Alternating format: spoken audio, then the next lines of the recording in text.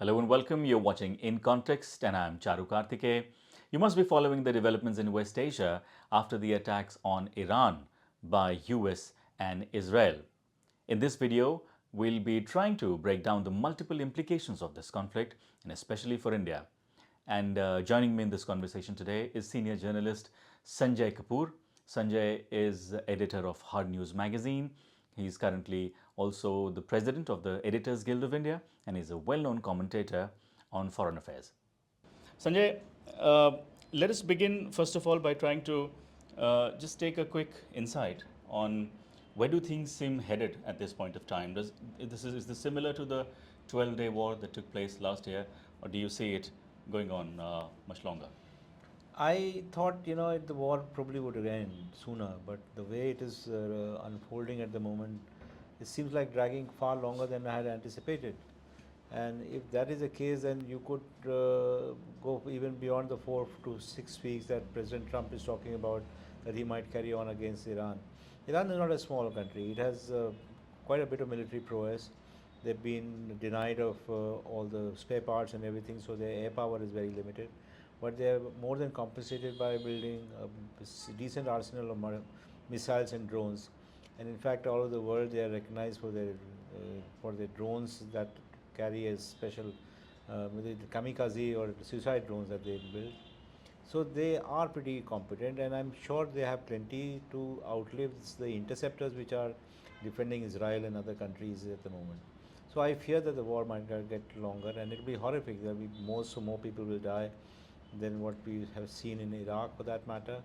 And it will be a tragedy if the beautiful people of Iran that I met some years ago during my trip to Iran, they've also become casualties of this very violent war which is taking place. What I learn at the moment is that the Iranian territories are being bombed mercilessly by Israel and U.S. troops and U.S. bombers, and there is carpet bombing taking place in Tehran. I can't even imagine where it is taking place because such a beautiful city that carpet bombing would generally destroy everything that it has nestled as a civilization. Right.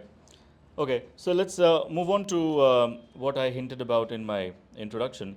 Is that this is perhaps among the topmost questions on the minds of a lot of people. That there are, of course, several ways in this impacts in India, but there are some direct ways as well in it which impacts India and Indians. There are about 10,000 Indians in Iran, if I'm not wrong, Only 10,000. and then another about over a little less than 10 million Indians in the Gulf, in all the Middle Eastern countries that are right now, of course, most of them are involved in this conflict at this point of time.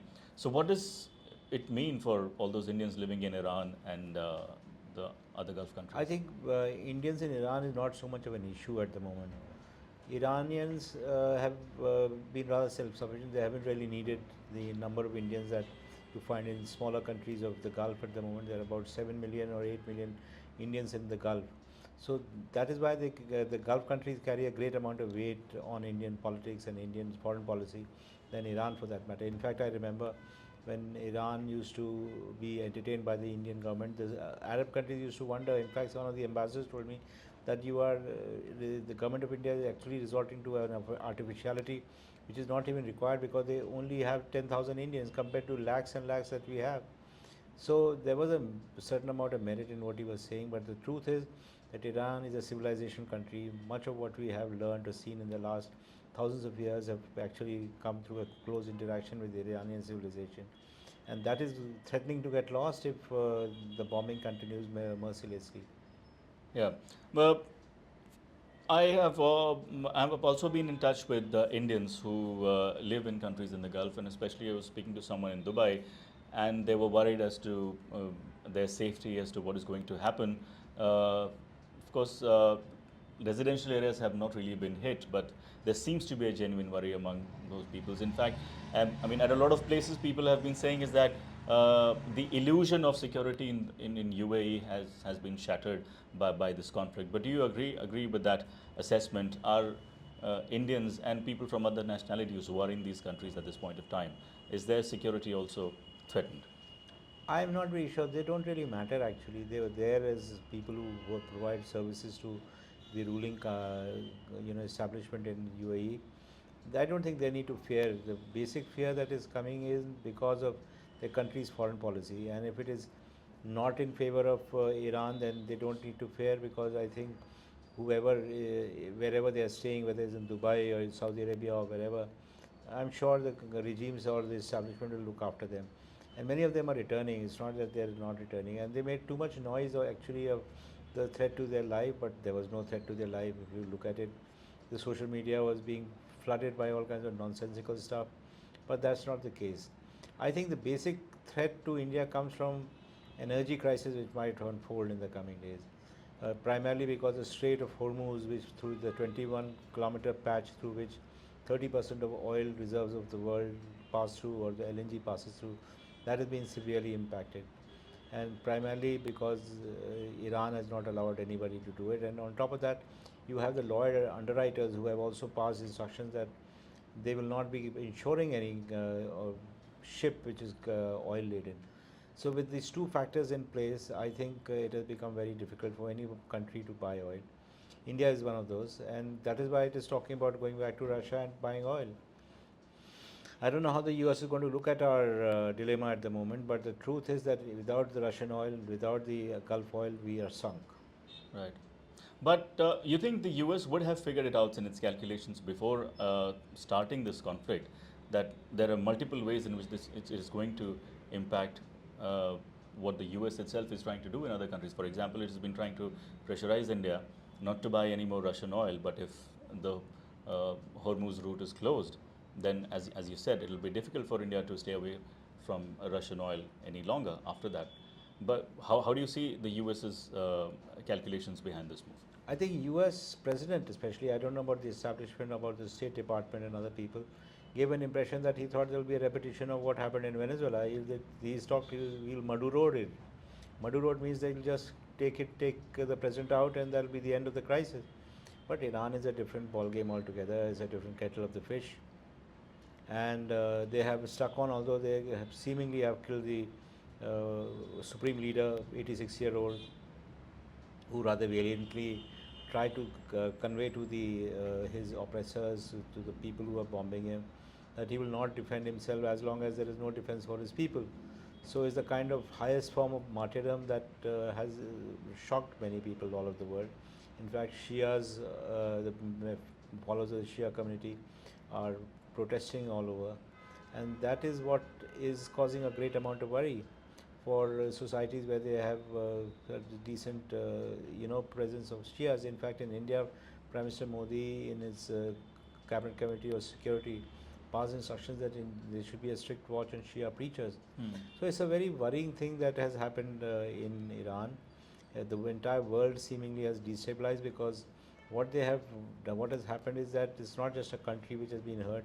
It has been a civilization. It has been a faith which has been totally eroded. And I think the Americans had no idea what they were getting into. In fact, now what you see is that if you follow Marco Rubio, the Secretary of State's submission, he has been saying that the Americans have been dragged by Israel into this war. They were not very keen to do that. And time and again this has been repeated by many people, including Tucker Carlson, who is supposed to be very close to the MAGA crowd, that they have been dragged into a war by the Israelis. So these are very disturbing happenings taking But place. do you believe that? Do you believe Marco Rubio I is don't, because saying the truth? I think there is a certain kind of merit that a section of the US defense establishment was not very keen that the war should take place. They were thinking that, in fact, if you look at it, In fact, there's been a Washington Post report as well that Saudi Arabia has been also egging the US on to so do there this. have been all kinds of things that have been going on. But I think the Americans, a section of the American establishment, especially MAGA crowd, Yeah. were not very keen that the war should take place, because in fact, if you remember, Donald Trump, when he was campaigning for the presidentship, had said very categorically Yeah. that he would keep the US out of wars. Yeah. And this is just the opposite that's happening. Yeah. Sanjay, do you think behind US moves to finally launch this attack with Israel, China also has some place in these calculations? A lot of people have been saying for a long time that this is what eventually the US wants. I remember having heard of this theory for the last 10, 12 years. The US wanted Syria to fall, and then it would want Iran to fall, so that US influence could reach China's doorstep, and also about plugging China's energy supply lines. So What was your partially take that on has that? happened. It's not that it's not happened, but China is totally unmindful of what the American sanctions are all about. Like India is very sensitive. We respond immediately whenever the Americans say don't buy from them, so we won't buy. Don't do Chabahar, we don't do Chabahar. We prostrate in front of them whenever we get an opportunity. Yeah. But China has been standing firm. They have done pretty much as they wanted to.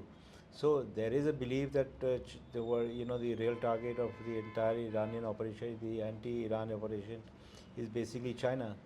But I'm not sure because China is also becoming very close to being a financial power. They're very strong on AI. They have nuclear power, so they can't really be attacked. In fact, also have the ICBM technology, intercontinental ballistic missile technology. So they can fire right up to the US. So I don't think they would be very keen to meddle with China. They will try to work with China. In fact, they talk of G2, US and China, no, not anybody else. But the real fly in the ointment is Israel. They are the ones who are causing great amount of mischief. They are thinking that they can enlarge their influence, and that is where it is happening. And India is somehow coming under pressure to support Israel. In fact, if you remember the Prime Minister's his speech in the Knesset, he said this the father of motherland. I don't know what it really means, but it was really a shame, we as of 1.4 billion people, to suck up to something which is only 7 million people, and people who have been living at the mercy of United States of America. As John Mearsheimer keeps on saying, that they give an impression of doing more than they actually do, and similarly for India, they end up giving an impression that they are far more durable for India than the other countries of the world, but that's not the case. Yeah. So, in your assessment, India's response has been less than satisfactory so far, or has it really been I disappointing? think What what would has you say? really gone wrong with India is that the moral underpinnings of foreign policy has got knocked off. We're no longer talking in terms of moral sense. We are talking more in terms of strategic autonomy. It doesn't have a moral component. It's supposed to uphold strategic interest, and that is what is national, their personal interest and national interest. But that is what is causing a great amount of discomfort to India. You might lose, but if you take a moral stand, then there is a great satisfaction that you're strong. But we are just trying to be on the right side of whoever is in power. That's really worrying. Right. Right, Sanjay. Thank you so much. Thank you so much, boss. Thank you. Well, that's all I have for you in this video. If you liked it, do press the like button and share the video with your friends and family. Share with me your thoughts on the video in the comment section, and do not forget to subscribe to the channel. I'm Charu Kartikeya and you're watching In Context.